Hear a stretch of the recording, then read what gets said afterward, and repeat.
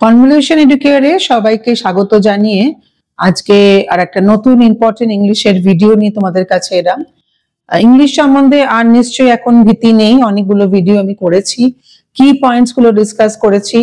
তো আমাদের ইনস্টিটিউট থেকে যে গভর্নমেন্ট কন্ট্রাকচুয়াল বেসিসে চাকরিগুলো হয় বা কম্পিটিটিভ যে কোনো পরীক্ষার জন্য ইংলিশের যে বেসটা বা চাকরি পেতে গেলে কিভাবে আমাকে ইংলিশে কথা বলতে হবে বা আমার বেসিক নলেজটাকে বাড়াতে হবে, এটার সম্বন্ধে কিন্তু এই ভিডিওগুলো করা।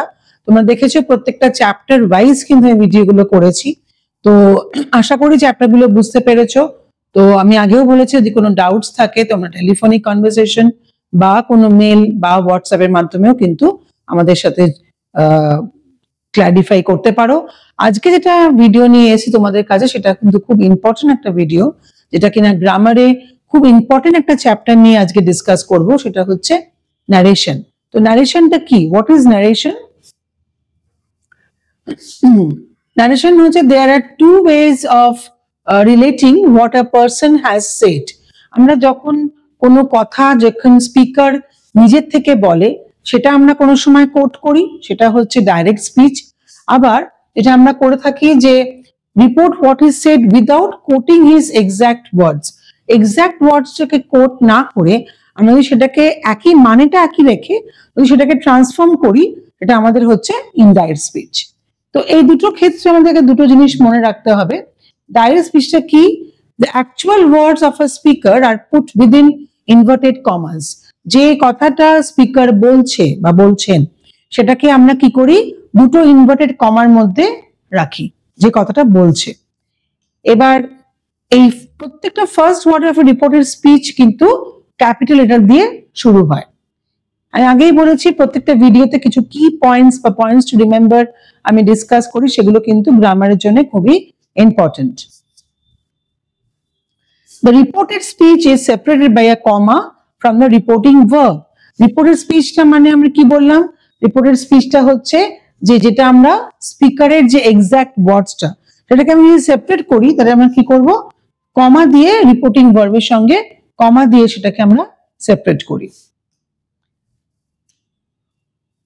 পয়েন্টস টু রিমেম্বার এর মধ্যে সেটটা সবসময় আমরা রিপোর্টিং ভার্ব বলি and is placed কমার মধ্যে, ইনভার্টেড কমার মধ্যে।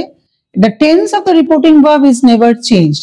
কোনো সময় রিপোর্টিং ভার্বে কিন্তু টেন্স কোনো সময় আমরা চেঞ্জ করি না। Exact words of the speaker are marked off by the inverted commas. এটা আমি আগেই বললাম যে ডাইরেক্ট স্পিচে এক্সাক্ট ওয়ার্ডস স্পিকারে সেটা আমরা কোথায় কার মধ্যে রাখি? ইনভার্টেড কমার মধ্যে রাখি and are called direct speech. And the speech within the quotation is separated from the remaining portion by a comma. In direct speech, the first word after the inverted commas begin with the capital letter. মানে আমি speaker যে exact ওয়ার্ডসটা বলছে এটা আমরা কি করছি? Inverted কমার মধ্যে রাখছি। তাকে সেপারেট করতে গিয়ে যে বাকি পোর্শনটা এটা আমরা কিন্তু আমরা ক্যাপিটাল দিয়ে শুরু করব আর কমা দিয়ে সেপারেট করব।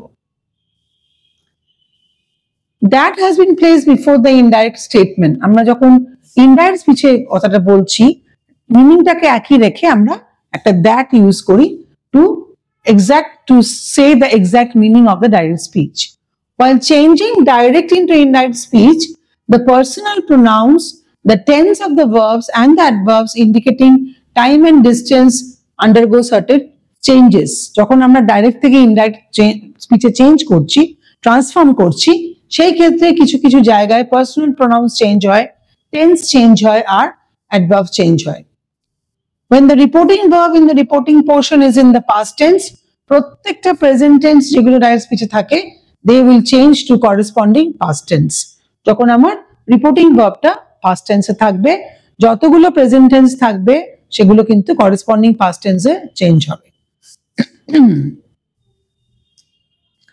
একটা এক্সারসাইজ করলে খুব বুঝতে পারবে। রাহুল টোল টু বি, দেখো এখানে আমি কমা দিচ্ছি, এক্সাক্ট ওয়ার্ডটা কিন্তু আমার ইনভার্টেড কমার মধ্যে আছে। তো আমরা কি এটা কি করছি? Direct speech. ইনডাইরেক্ট স্পিচে কিন্তু কোনো ইনভার্টেড কমা বা কোনো কমা থাকবে না। Rahul asked me when I was leaving, just একটা স্টেটমেন্ট থাকবে। এটা হচ্ছে আমার এক্সাক্ট ওয়ার্ডস, এটা হচ্ছে আমি ওটাকে চেঞ্জ করে ট্রান্সফর্ম করে কি বলা হয়েছিল সেটা বলছি। The teacher said to Shelly, "Why are you laughing?" The teacher asked Shelly why she was laughing. Where do you live? The stranger asked Aladdin. The stranger asked Aladdin where he lived. দেখো দুটো কিন্তু inverted comma দিয়ে আমরা separate করেছি।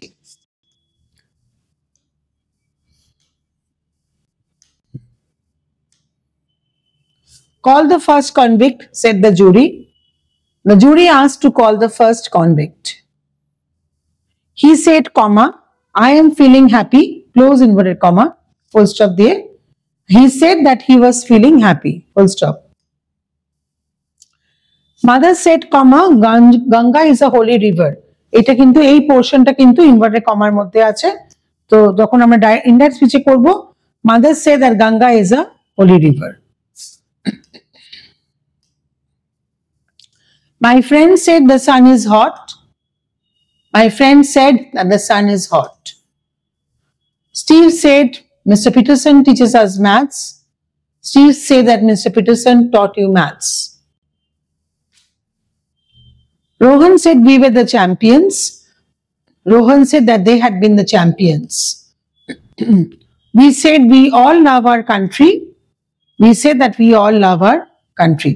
এখানে কিন্তু কোনো inverted comma নেই, so it's a indirect speech. তো এই হচ্ছে ডাইরেক্ট ইনডাইরেক্ট স্পিচের ডিফারেন্সটা। ডাইরেক্ট স্পিচ হচ্ছে যেটা স্পিকার এক্সাক্ট ওয়ার্ডস যেগুলো বলছে সেটা হচ্ছে ডাইরেক্ট স্পিচ। আমি যখন সেটাকে চেঞ্জ করছি সেটা ইনডাইরেক্ট স্পিচে হয়ে যাচ্ছে। বাট একটা জিনিস মনে রাখতে হবে যে মিনিংটা যাতে সেম থাকে। আর যখন আমরা ওয়ার্ডটা হচ্ছে এই দুটোকে রিপোর্টিং ভার্বটাকে লিখবো বা রিপোর্টিং যে স্পিচটা লিখবো সেটা কিন্তু উইদিন দ্য অ্যাকচুয়াল ওয়ার্ডসটা কিন্তু উইদিন দ্য কোটস হবে, সেপারেট বাই আ কমা। প্রথম যে ওয়ার্ডটা শুরু হবে সেটা কিন্তু ক্যাপিটাল লেটারে শুরু হবে। তো ইন আ নাটশেল এগুলো হচ্ছে কতগুলো পয়েন্টস টু রিমেম্বার, যেগুলো তোমাদের যে কোনো পরীক্ষার ক্ষেত্রে যদি ন্যারেশন চেঞ্জ করতে দেয় এগুলো অবশ্যই মনে রেখে ট্রান্সফর্ম করতে হবে। আগেই বলেছি ভিডিওটার প্রথমে যে ন্যারেশন কিন্তু খুব একটা important chapter in English grammar. Nouns বা পার্টস অফ স্পিচের মতো অতটা ইজি চ্যাপ্টার না এটা। তো এটা যত তোমরা প্র্যাকটিস করবে তত বেশি তোমাদের পারফেকশন আসবে। তো যে কোনো সময় যে কোনো বই তোমরা যেগুলো পাওয়া যায় মার্কেটে সেগুলো থেকে প্র্যাকটিস করতে পারো। কিছু কোয়েশ্চেন ব্যাংক পাওয়া যায় যেগুলো থেকে তোমরা মিসেলেনিয়াস এক্সারসাইজ পাওয়া যায় যেখানে ন্যারেশনের উপরে আলাদা করে পাওয়া যায়, প্লাস তোমাদের একটা পুরো একটা মিক্সড একটা কোয়েশ্চেন ব্যাংক থাকে। তো যে কোনো ক্ষেত্রে যে কোনো অসুবিধায় বা যে কোনো ক্লারিফিকেশনের জন্য নিশ্চয়ই আমাদের সঙ্গে সংযুক্ত হতে পারো। আমাদের ট্রেনিং ইনস্টিটিউটে যদি যুক্ত হও তখন দেখবে যে এই ভিডিওগুলো কিন্তু যেগুলো আমি শেখাচ্ছি বা বলছি সেগুলো কিন্তু নিশ্চয়ই তোমাদের গভর্নমেন্টের যে কোনো চাকরি বা প্রাইভেট সেক্টরে বা যে কোনো জায়গায় চাকরি পেতে গেলে, প্লেসমেন্ট পেতে গেলে কিন্তু এই বেসিক নলেজগুলো খুবই দরকার। তো এরকম ভাবে ভিডিওগুলো ফলো করো, ঠিকমতো করে প্র্যাকটিস করো অ্যান্ড ঠিকমতো করে পড়াশোনা করে যাতে সাকসেস পেতে পারো যে কোনো পরীক্ষার ক্ষেত্রে, এটাই হচ্ছে মেন লক্ষ্য হওয়া উচিত। So thank you, have a great day.